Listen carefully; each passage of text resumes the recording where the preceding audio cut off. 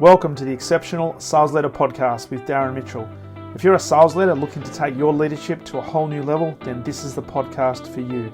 We'll be exploring tips, techniques, and strategies to help you take your leadership to the exceptional level and allow you to enjoy more money, more meaning, and better sales results.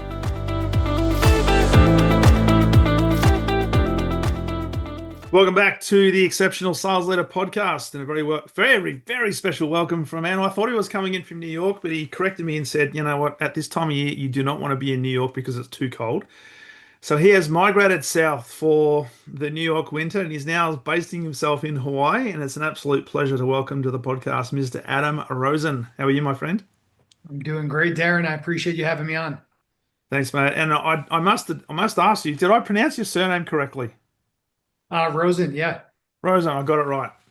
You never know sometimes because people from different backgrounds have different ways of saying things. So I'm glad I got that right, mate. Hey, looking forward to this conversation. You're the co-founder and the CEO of Email Outreach Company, and we're going to talk about prospecting, creating credibility in the marketplace, and influence, and all things sales and marketing from an email perspective.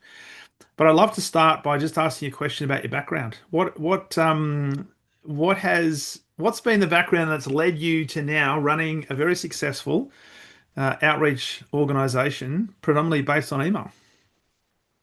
I started my first company out of college, so I never held like a true 9-to-5 job, and I had my first tech startup for about 5 years, and I ended up selling that company now back in 2019. And we did many things wrong as a startup, but the one thing we always did exceptionally well was getting some of the biggest brands in the world as customers. Like think Bank of America, Amazon, Apple, Goldman, Disney, you name them, and we most likely got them through cold email. Wow. So when I sold that startup, I started to do a lot of work advising different companies. And one of those startups I was advising said, "Hey, Adam, can you talk to my head of sales? She's struggling to get meetings on the books." And I spoke to her and I saw there was a big gap in what they were not doing when it comes to email. So I called up my co-founder of my previous startup. I said, "Hey, I think we can help these guys out." And they turned into our first beta customer. And now we've worked with over 160 customers, including some of the biggest brands in the world like Allstate or the UFC, to power their email to get their salespeople on more high quality sales appointments. Wow. And here I was thinking that email is like 1995. Hey, you've got mail. I'm a big believer in things that have worked historically tend to work always. You know, like the things that have made you successful in 1727, there's a good chance those same qualities make you successful in 2025. And everybody's always looking for the new fad, and email is some of the things that probably one of the marketing channels that people are least excited about. And I do tend to agree with you in some ways, Darren. Like, yeah, email is dead in some ways. If you don't know how to do it effectively, it's not going to work. But Yeah. if you can use it effectively, it's much more exciting in 2025 than it even was in 1995. So I'm interested to delve into this a little bit. And you mentioned through that little introduction there, Adam, that you managed to get a lot of the big brands, big global recognized brands on the books. And those came through, I guess, an interaction through email. Mhm. And people listening to this today are probably thinking they're working in an organization where they've got big CRM systems, they might have big marketing budgets, and they do a lot of outbound advertising and maybe some meta advertising, and maybe not necessarily taking advantage of the power of email. Before we talk about some of the intricacies of that, what were some of the key, I guess, principles that you were able to identify to get access to and differentiate yourself against maybe some other organizations in these big brands? Did you actually understand what that was? Yeah, I think number one, it's just psychologically understanding what email is. Mm, Like all email is, just like what all marketing is in general, it's connecting party A to party B. It's really that simple. And I don't care if you have a billboard in Times Square. I don't care if you have videos you're posting on Instagram or TikTok, you're posting on LinkedIn or reaching out on LinkedIn, doing email, you name it. All it is connecting party A to party B. And the reason why I bring that up is because just like if you're doing a speech in front of an audience, They always say rule number one is know your audience. Yeah. Same idea with email. So, how well do you understand your audience? How well do you understand your ICP, your ideal customer profile?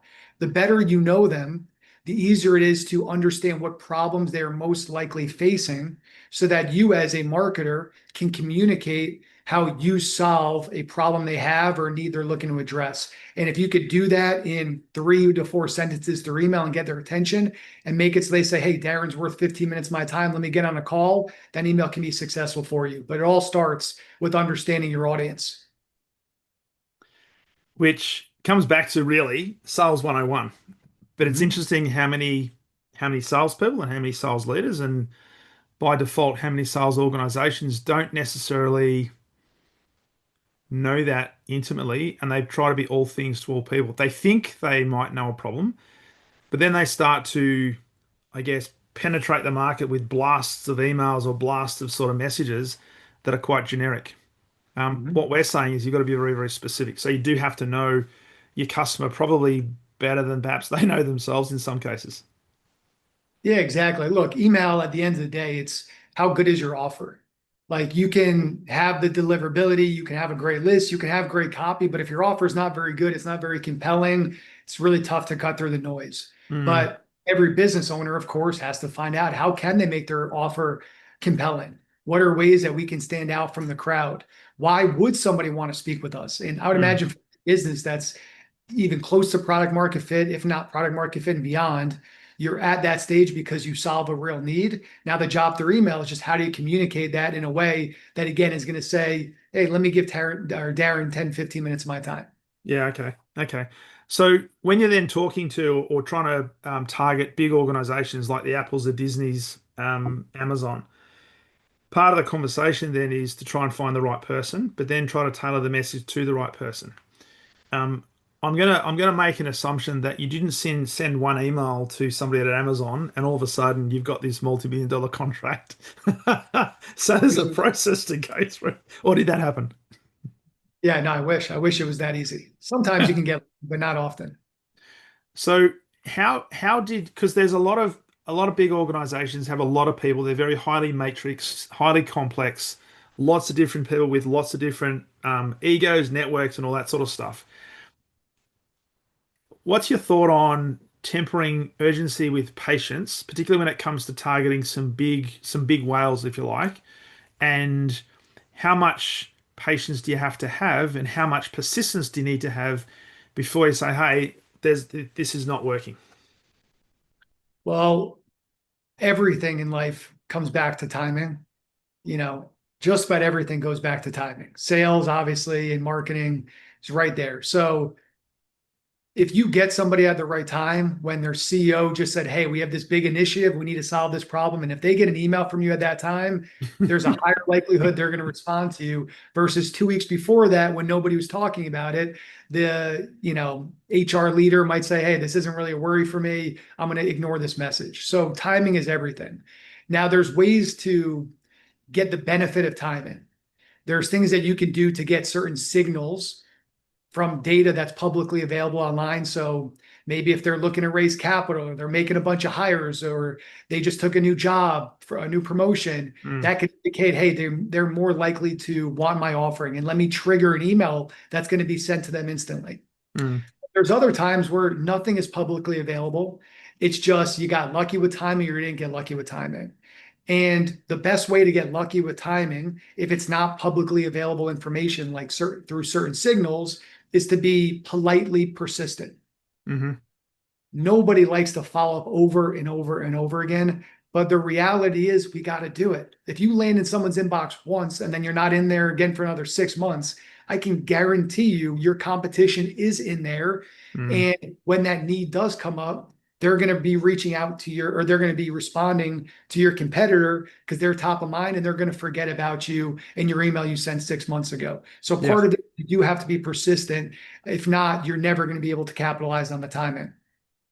So with that then, because the other part of it is obviously all the different spam filters and things like that, and we might or might not get into the minutiae of how do you do this, but um, getting people's contact details are pretty much readily accessible in most in most spheres, so they can find that. But how do you get around I guess, the spam filters? And a lot of, like, even when I send emails to clients, when I get a return from them, it always says in the bottom of my email, caution, warning, this is an external, so it's likely going through some sort of filtering process. How much then is it important to make sure your messaging is really on point, that has something that is specifically about them and their problem, not about the product that we have to offer? Because I wanted to ask you the purpose of the email in the first place, but before we do that, um, spam filters and things like that. How do we get through those? So that is the number one problem in email right now. The number one thing people say to me is, I'm landing in spam. What is going on? So to give everybody some context, during my first tech startup that I mentioned from about 2014 to 2019, again, cold email was how we got just about all of our customers. Back then, that was much easier. You could Hmm. send thousands of emails a day from your primary inbox in your primary domain, no problem. Yeah. The first 2.5 years of having my agency, we would create one or two sending domains and maybe a handful of inboxes we would reach out on behalf of. And that was okay. You could still send thousands of emails a day. You might land in spam, but there's a good chance you could land in the inbox. Nothing too crazy. Hmm. And in September of 2023, this is when, hit the fan. And basically, there was a big acquisition between Google Domains and Squarespace. And overnight, our bounce rate went from about 1, maybe 2% to 50%, Wow. literally overnight. And that's really when providers like Google, like Outlook, like Yahoo, Zoho, etc., really started to crack down on cold emailers and really spammers, bad emailers. So the number one thing in email right now is infrastructure. It's all related to deliverability. So for anyone listening, if you are doing any cold outbound emailing from your primary domain, if you take nothing else from this call, the only thing I ask is that you stop sending cold emails from your primary domain. The reason why is if you're doing any sort of volume, which could be any more than 10 emails from your inbox in a day in terms of Hmm. outbound email, there's a good chance you'll get flagged as spam. If you get flagged enough, your domain health will drop. If you get flagged enough, your domain can even be blacklisted, meaning Wow. you have a great call with a prospect and you're like, why is this person not getting back to me? They seem so interested. There's a chance maybe your email went into spam because of other cold email you're doing. So the number one way to land in the inbox is you need to create these sending domains, Hmm. email inboxes, which is where you send your cold outbound from. And they're different domains. Correct. Yeah, like my website is eocworks.com. We probably have, I don't know, 400 domains we send from, which are like try eocworks.com, email with eocworks.com, different variations that look like my domain. They'll Yeah. redirect back to my website, but they're not coming from my domain. So even if they do get flagged as spam, my domain isn't affected. Doesn't get affected. Wow. Um, that's fascinating. And here we are thinking, I'll just send an email to about 10 customers and prospective customers and think everything's fine. But I'm assuming in the business that you're running, we're not talking about 10 or 12, 15, 100 emails a day. We might be talking thousands of emails a day. To actually, and it's what's your talk? Because you talk about bounce rate before. Um, and one of the things we've always got to think about is open rates, response rates, just getting it through and going past the spam filters. From your perspective, when you're running campaigns for organizations, what sort of expectations do you set them in terms of when we send a blanket number of emails to prospective customers, what's ballpark for open rates and response rates? Well, first, when it comes to cold emailing, you actually don't want to track opens Okay. for a few reasons. One reason, just tracking opens will actually also increase the likelihood you go into spam. So that's number one. And number two, it's bad data anyway. So many opens are overcounted because of certain technology like Apple has, for example, that'll open emails automatically to make sure that it's not like a spammy or phishing email. Yeah. So even if your open rate says 30%, for example, the real open rate might be like 10 or 15%. Okay. and in general are just going to hurt your deliverability anyway. So you don't want to track opens and cold email. You don't want to put links in your first email. Yeah. You also don't want to just have the same email that you just send over and over again. Like again, back in the old days, we would do hi first name and then the same email. And that would go to thousands of people. Google, Yahoo, Microsoft, they can easily track down if they see you're sending the same email over and over and over again. They are like, this is probably a mass emailer. Let's mark him Yeah. as. So that's where you want to use tools out there in the space, like tools like Clay, for example, where every email looks drastically different. So it's really difficult if you're Google to know, was this a mass email or was this a one-to-one email? Mm. And do you use things like AI to do a lot of that stuff? Yeah, so there's phenomenal tools out there. Like the one I mentioned, Clay is probably the most popular one in the space. All those others, like Octave is another good tool. And as I said earlier in the podcast, I believe this is the best time for emailers. Yes, there's a lot more noise than ever. Yes, the barrier to entry is lower than ever. So more people can join and just not do a good job with it. Yeah. However, if you do know what you're doing, like the stuff you can do is ridiculously cool. Like where it looks like I just spent 2 hours researching this person, reading all these public documents about them, and wrote this amazing high quality customized email to them that really looks like it was one to one, but in reality thousands of people got their own version of that. So yes, it's through AI and with a lot of human touch to it, but if you could do it well, it's a really exciting time in email. So I wanted to ask you because one of the things around email is to make it personalized and to try and invoke some sort of reaction or an emotion that prompts that person to want to investigate more.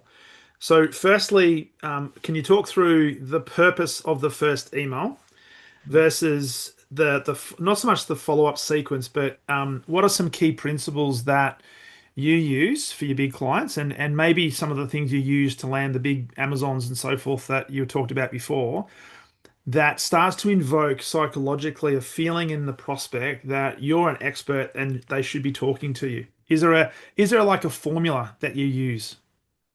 Yeah. So number one, it's about being a professional, like doing things well. I don't care what marketing you're doing. If you're doing Facebook ads, Instagram, you name it. If you do it well, people will respect it. If you do it poorly, they won't. Like I got an email today, a follow-up email. It was one of the worst emails I've ever seen. Like it was supposed to be, they didn't they clearly put my first name in their whatever system they use, and it just was like not blank and then a comma and just blanks were in all the space that they tried to customize in. It just horrible. Like Yeah. they look like such a JV company, and I would never do business with them based off of that.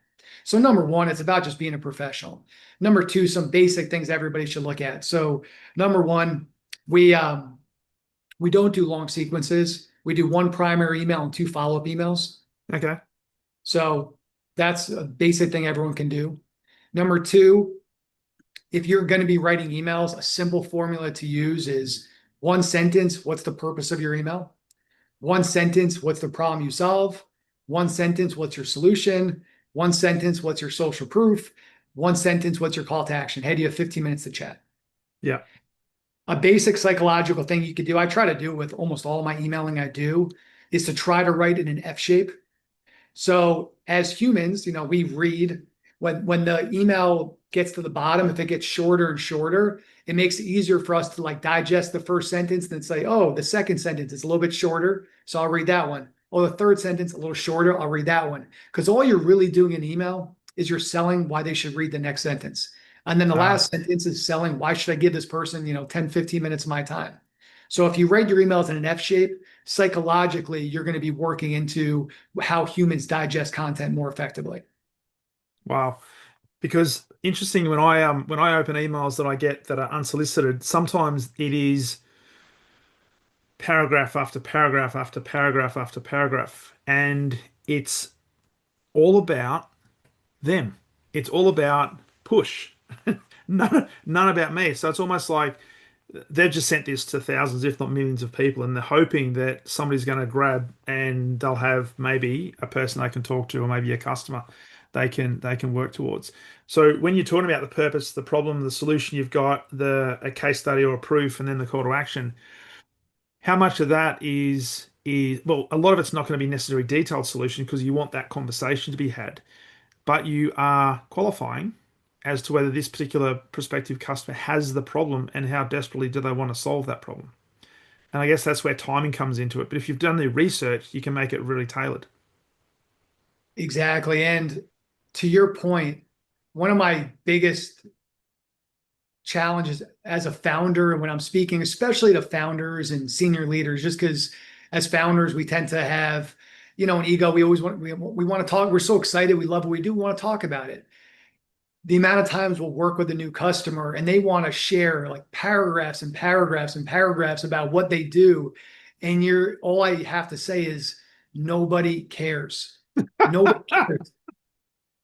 Nobody cares. They don't care about all that cool stuff you're doing. They just want to know, can you help them? They don't know you. They're thinking and worrying about themselves as they should be, just like we all have to worry about ourselves and the daily problems and struggles that we have. We want to find solutions to our problems.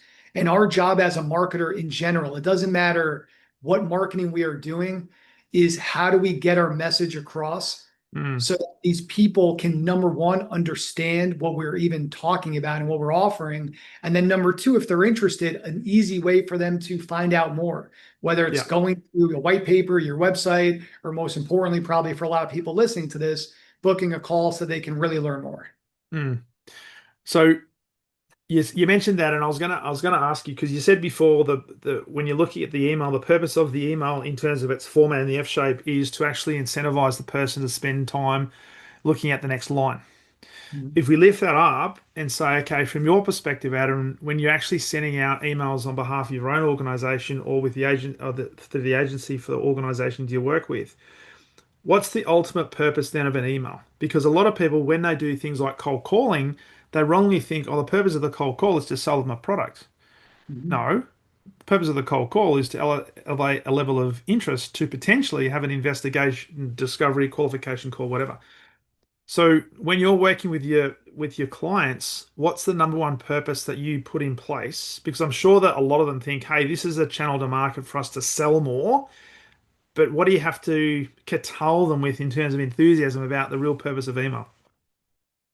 You hit the nail on the head. Like so many times, whether it's calling, emailing, you name it, sometimes people will say, to your point, my purpose is to sell my offering. No, that's not it.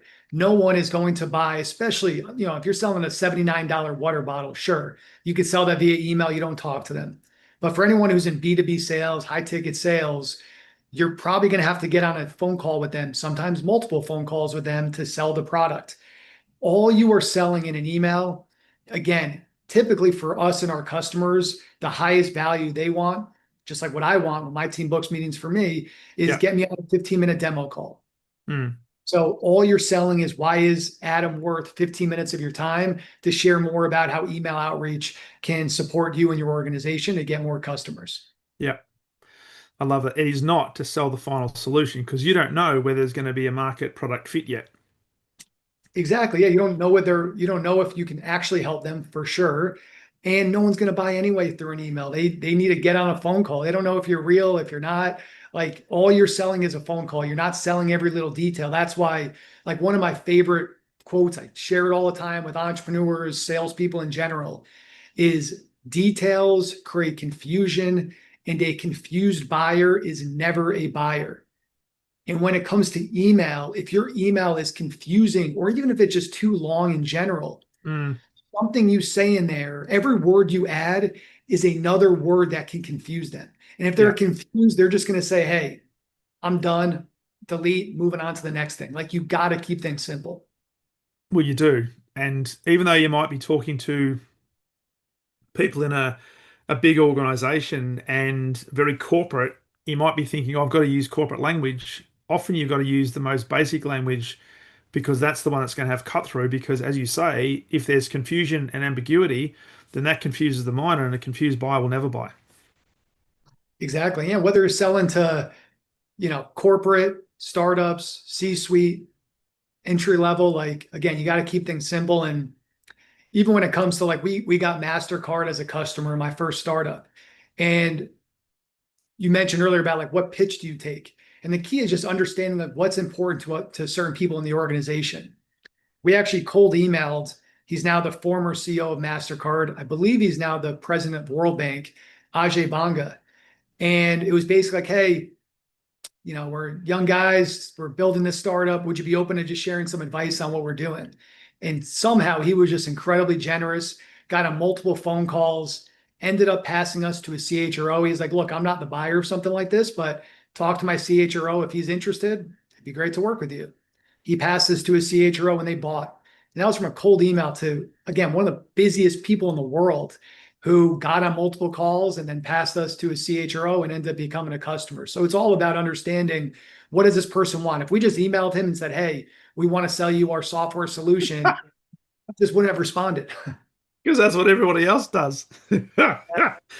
So there's psychology in that. So let's just talk about the psychology, because you mentioned a couple of things before. One is you'll do one primary email and two follow-ups. I'm interested in the psychology behind that, and what sort of research and testing you've done to get the results. But also, when you're going to the CEO of MasterCard, the psychological thing there was you are asking for help. You are asking for some advice. And it's interesting that when you've got mentors, they're not waiting to look for, they're not going out there looking, hey, do you need a mentor?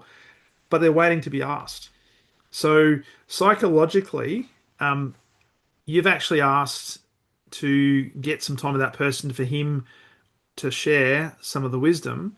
Do you use that from a psychological point of view in campaigns?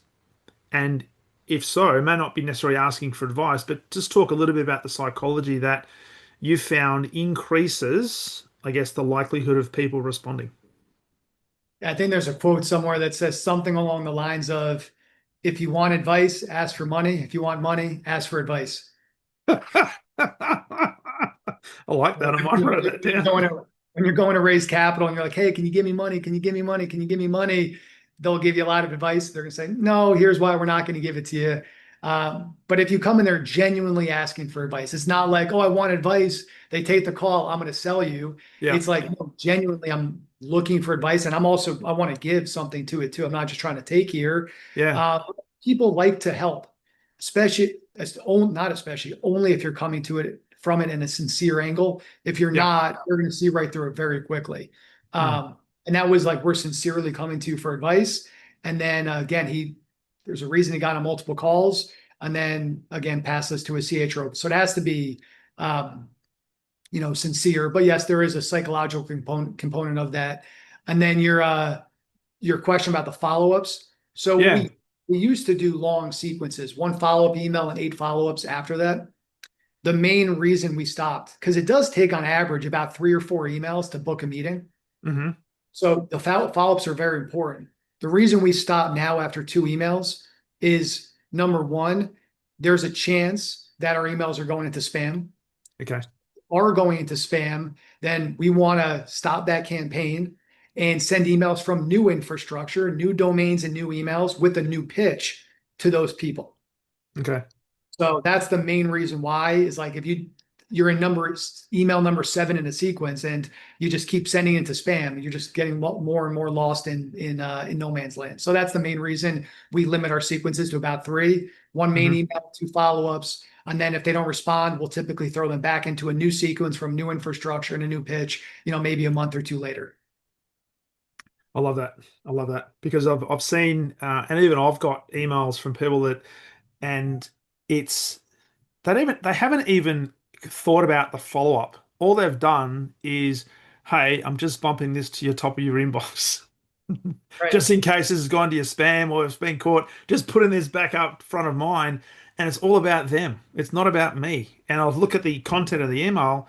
It's all about their products and their services and what they want to sell. Nothing about my problem, the solutions I'm looking for, not even a question, right? So the other thing I wanted to ask you about in terms of psychologically getting people to respond is how much of the content in an email, and obviously this has to be customized based on the particular client, is information, problem, but tainted with questions that almost psychologically forces a customer to respond or a prospective customer to respond.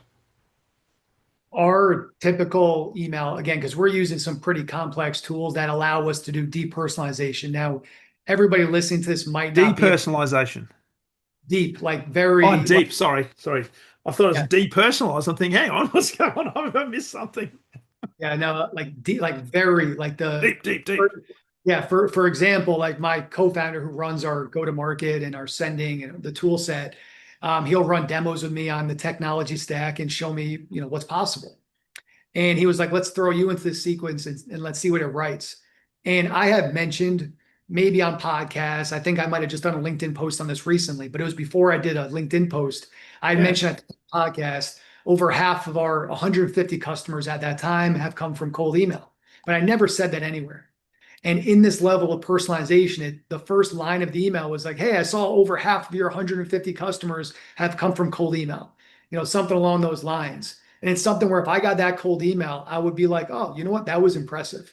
Yeah. Most likely that was AI, but credit to you. That's better than I see you're the co-founder of email outreach company, or I saw you grew up in New York, or I see you went to this college. Like nobody, that's the easiest personalization you could do 3 years ago. Yeah. Anyway, with our emailing, the first line is typically like deep personalization, deep, heavy personalization in relation to what we are offering. So maybe it's they just raised capital and how that impacts what we're offering. Maybe it's they just opened up this job and how that impacts what we're offering. Maybe some other trigger that's happened within them or their company that indicates they might be interested in what we're offering. The second line is going to be around how our solution can tie into that problem. And then the Yeah. third line is typically our CTA of, do you have 10 minutes to chat? That's Yeah. typically as basic as we keep it. I love it. I love it. So deep, not deep Yeah. personalization, which Removing personalization. that's it. Which is why you need to make use of the technologies available around AI because it's phenomenal what it can do, but not giving into AI because you still have to give it context. Now, people listening to this are probably using email as part of their go-to-market campaign, and hopefully they're getting some ideas about how to maybe improve their approach, such as maybe looking at the different domains, the sequences, and so forth. How many? I'm gonna. You don't have to answer this, but most of us get a bucket load of emails every single day, and there's lots of competition in our inbox. And there are people that obviously in Outlook, for example, they'll have rules and they'll divert things, and how do you actually cut through? So the question here is, as part of the campaign, yes, you've got to have the deep personalization, you've got to know ideal customer profile, but what is it about the title that pops that says to the person who's looking at the email that comes into their inbox that's almost compelling them to look at your email? Are there some ideas or some things that you've got to think about in terms of best principles so that your email pops against all the other emails that are competing for space? Yeah, well, number one, when it comes to this stuff, is also understanding we are playing on someone else's turf. It's like if you, I don't know, rugby, it's like going into a rugby stadium and the stadium could change. The end zone, or I don't know what the rugby end zone is, if that's called an end zone, but like Yep. the end zone might be here for one game, and then the next game it might be moved to this location. That's almost what it's like in email because Google, Yahoo, Microsoft, etc., they call the shots. So what we used to be able to send 50 emails per inbox per day a year ago, now it's down to 10. So number one, it's understanding that we're playing in someone else's domain. So we have to understand what the current rule set is. Mm, Also understanding we're not always going to be able to land in the inbox. They might have certain things set up that will put us into different areas. So all we can do is follow all of the rules possible to give us the highest likelihood to succeed. So some basic things, again, like I mentioned earlier, don't track opens, don't track clicks, don't put any images or links in your emails. Try to stay away from any like spammy buzzword, yeah. uh, certain words that are going to put you in spam. Like stay away from like save you money or pop up, like things like that are going to increase the likelihood to put you in spam. Having this deep personalization is very important. Again, because then every email will look drastically different. Um, we do certain things like in our emails, we put a PS in almost all of our emails. So every reply is so important in email. The Yeah. reason why is when you get a reply, it helps your domain health. And if your domain health is strong, the next email has a higher likelihood to land in the inbox. So how do you get more replies? One of the things we've been doing now for over 2 years, and I'm surprised more people haven't stolen this from us, Yeah. is we put UPS basically saying, hey, just by responding to this email, we're going to donate a bowl of dog food to a dog shelter. And it does two things. Number one, it gets us more replies because we're not saying take a meeting with me and I'll donate a bowl of dog food. Heck, you could tell us to buzz off and we'll still Yeah. donate. But the second thing it does, it also makes it so people are like, oh, how can I be mean to an emailer that's going to be donating bowls of dog? So you're not going to have people telling you to F off. You're not going to have people that are marking you as spam as often. So those are like little psychological things that you can do that, look, it's not going to change the game for you. It's not going to get you from 0 meetings to 1,000 meetings in a month, but everything in email, like I always tell people, they're always looking for what's the silver bullet of email. There's Mm. not like one thing you do this and you're going to explode. You do this, you're going to get nothing. Everything in email is a 2 to 5% lift and doing it consistently over and over and over again, but there is no one silver bullet. And so consistency over time compounds, and you just got to know what the rules are and adjust to the rules and play within the bounds of the rules and do it ethically. So that brings me to the conversation around selling, because I'm a firm believer that selling whatever you're selling in terms of ideas, products, services, you've got to do it ethically, and the sale doesn't begin until after the sale is made. So sales is a very, very worthwhile and fulfilling career, but you've got to do it with an ethical level of approach. So when you're looking at that, and we've already talked about the fact that the purpose of the email is to get them to respond and maybe think about the off email conversation and so forth. Um, how do you look at sales as a CEO and as a co-founder? How do you look at sales? Do you see sales as a service, or do you see sales as I've got to try and flog as many services as possible? Yeah. You're saying like, do I see it more as how do you mean exactly with the services versus Well, how do you approach sales? Right. So you got a lot of organizations, because we're all in sales, and you'll be working with organizations whose whole remit is to drive top line revenue, bottom line revenue, share a market, all that sort of stuff. Right. They're out there to sell because nothing happens unless a sale is made. Now, Mhm. there are ethical sales organizations out there, and there are also some not so ethical sales organizations out there. How do you look at it? Well, one of my favorite mentors, well, I mean, I love all my mentors, but there's this one guy is the best. I actually met him through, I cold emailed this woman who was working at a company in Chicago. And this is during my first startup, cold emailed her.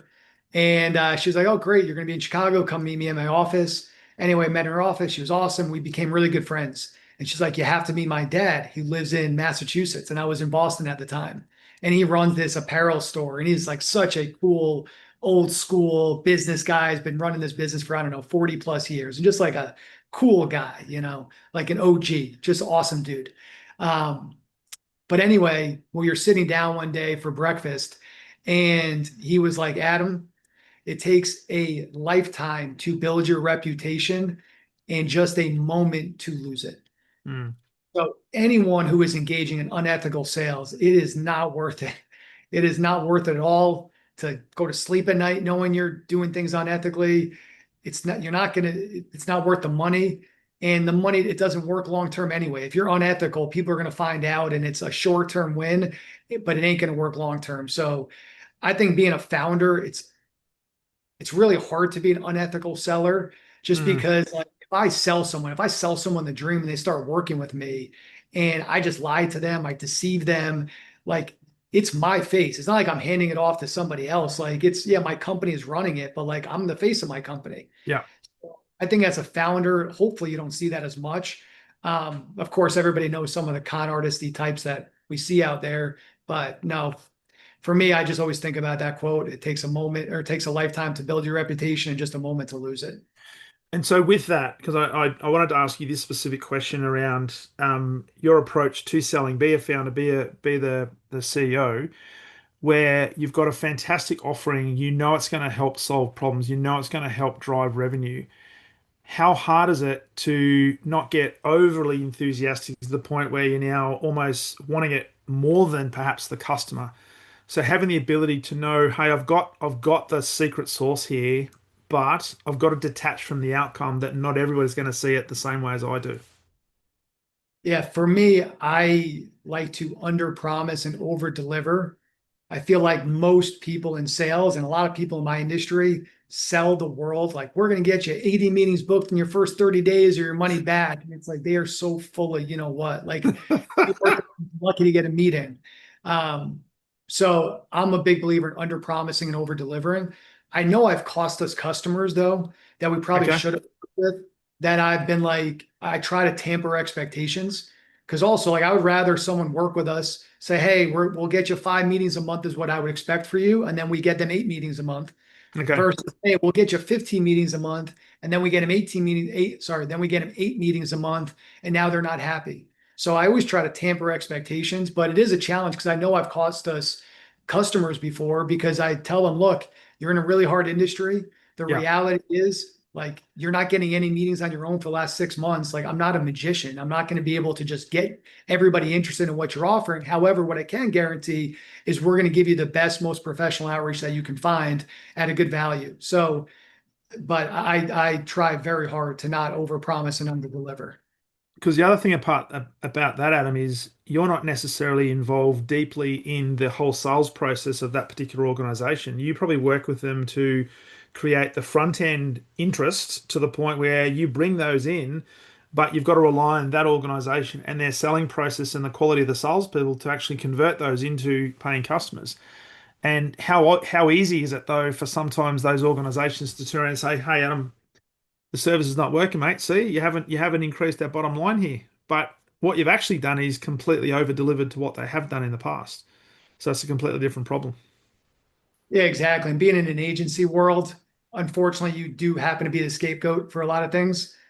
So for us, and I just try to tell my team just all we can do is the best that we can do. But yes, we can't control them. Like I actually just had an offboarding meeting with not a new customer. They've been working with us for probably 7, 8 months. And we over delivered on their meetings. We got them, I think, 60 or 70 meetings over 7 months.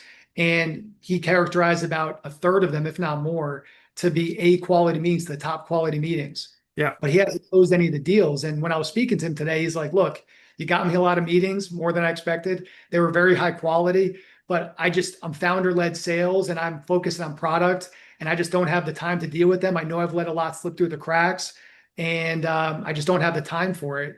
And for me, being a sales guy, I'm like, dude, there's nothing more valuable than getting these through the finish line. Like you're getting maybe a few meetings a month from referrals, but that's it. Like you yeah. need these, but if you can't close the deals, like there's not much we could do.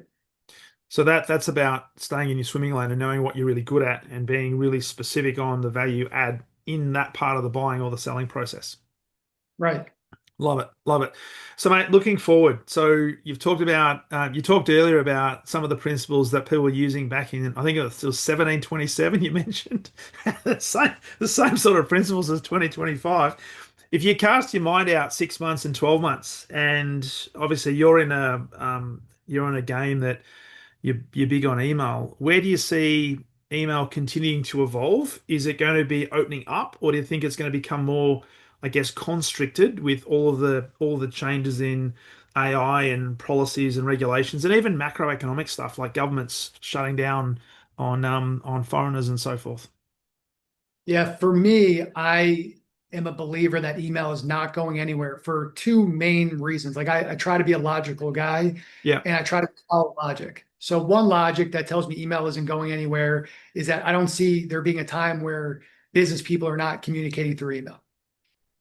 I don't see that going away.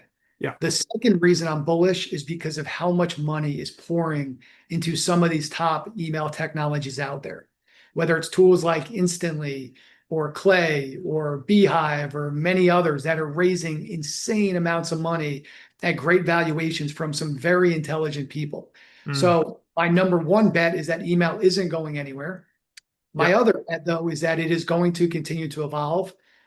There probably will get to a point where email does almost become pressing a button where you get the highest quality emails to your prospects.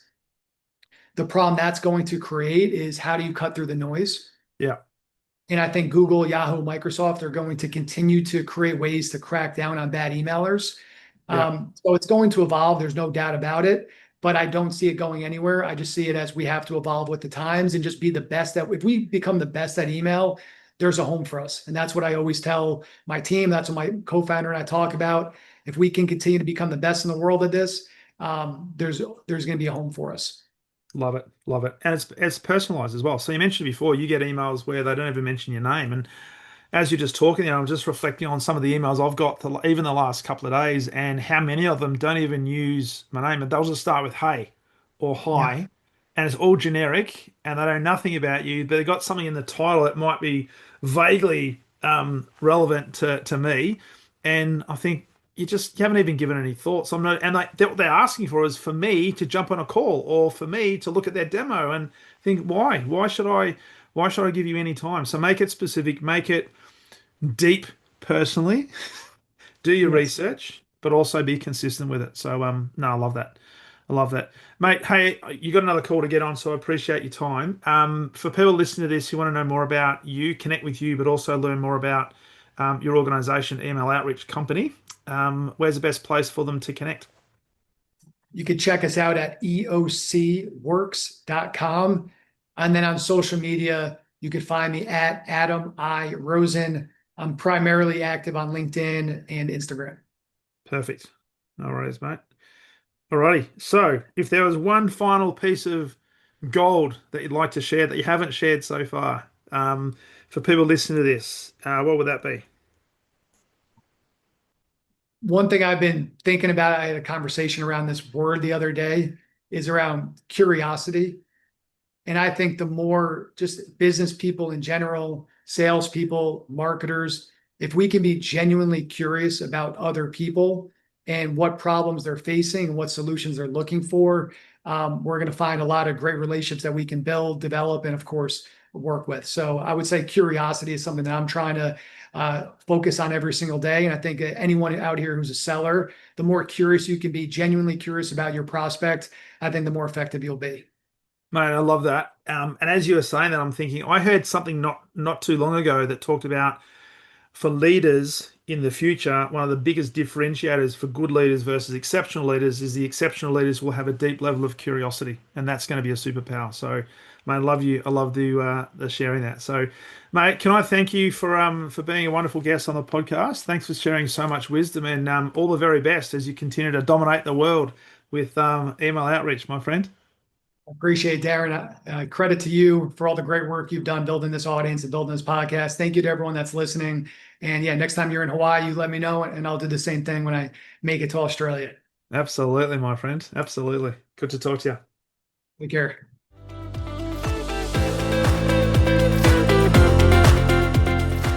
Thank you for listening to the Exceptional Sales Leader Podcast. I trust the information in this episode has been helpful in your journey towards becoming exceptional. And remember, please take the time to rate the show, subscribe to the show so other people can find it, but also if I can help you, jump on my calendar, go to leadwithdarren.com and let's have a conversation about how I can help you along your journey to being exceptional.